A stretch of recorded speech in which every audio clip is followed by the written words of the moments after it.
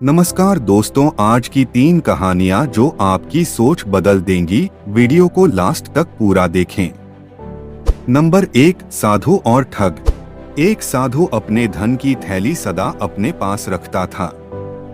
एक दिन एक ठग ने यह देखकर सोचा कि हो न हो इसमें अवश्य ही कोई मूल्यवान वस्तु है, इसे अवश्य ही चुराना चाहिए। उसने साधु से जाकर कहा कि मैं अनाथ हूँ पर ईमानदार व्यक्ति हूँ और आपका शिष्य बनना चाहता हूँ। साधु ने कुछ सोचा और फिर उसे शिष्य बना लिया। एक दिन वे दोनों एक जंगल से जा रहे थे। एक झरना बहता देखकर साधु स्नान करने के लिए रुक गया। अपने शिष्य के भरोसे अपना सामान छोड़कर वह नहाने लगा। उसे नहाने में व्यस्त देखकर ठग ने इसे अच्छा अवसर समझा और उसका सामान तथा थैली लेकर भाग गया। नहाकर वापस आने पर साधु ने शिष्य तथा सामान दोनों को गायब पाया। दूर दूर तक कोई नहीं था। दुखी होकर साधु ने सोचा कि वह कितना मूर्ख था जो उसने एक अजनबी पर भरोसा किया। तो दोस्तों, इस कहानी से हमें यह शिक्षा मिलती है कि असावधानी हमेशा विनाश का कारण बनती है। नंबर 2, 2 घड़े। एक बार एक नदी में जोरों की बाढ़ आई। 3 दिनों के बाद बाढ़ का जोर कुछ कम हुआ। बाढ़ के पानी में ढेरों चीजें बह रही थी। उनमें एक तांबे का घड़ा और एक मिट्टी का घड़ा भी था। ये दोनों घड़े अगल-बगल तैर रहे थे।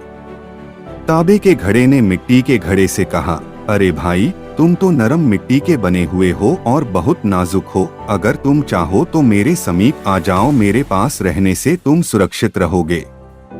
तब मिट्टी का घड़ा बोला, मेरा इतना ख्याल रखने के लिए आपको धन्यवाद, पर मैं आपके करीब आने की हिम्मत नहीं कर सकता।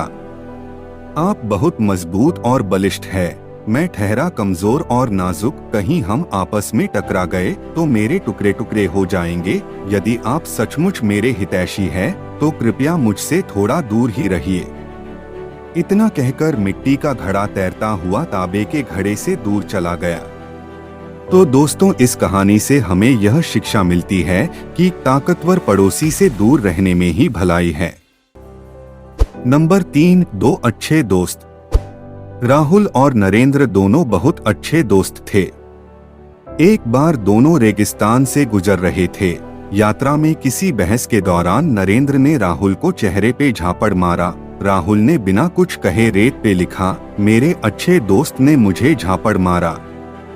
कुछ समय बाद उनको एक तालाब दिखाई दिया और वो लोग उस ओर चल पड़े। वहां पर दोनों नहाने लगे। फिर कुछ समय बाद राहुल को एहसास नहीं हुआ कि वो किनारे के दलदल में चला गया है। तब बहुत मुश्किल से नरेंद्र ने राहुल को खींचकर बाहर निकाला।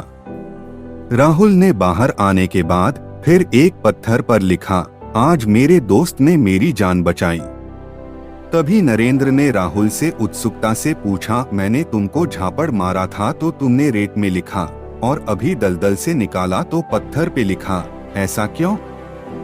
राहुल ने उत्तर दिया, जब कोई ठेस पहुंचाए तो उसे रेत में लिखने से क्षमा की हवाएं उसे मिटा देंगी, लेकिन जब कोई अच्छा करे तो उसे पत्थर पे लिख के हमेशा के लिए स्थापित कर देना चाहिए। इतना सुनते ही नरेंद्र ने राहुल को गले लगाते हुए माफी मांगी और दोनों दोस्त खुशी खुशी अपनी मंजिल की तरफ चल दिए। तो दोस्तों, आपको हमारी ये कहानियाँ कैसी लगी कमेंट में लिखकर बताएं और ऐसी ही कहानियों के लिए हमारे चैनल को सब्सक्राइब करें।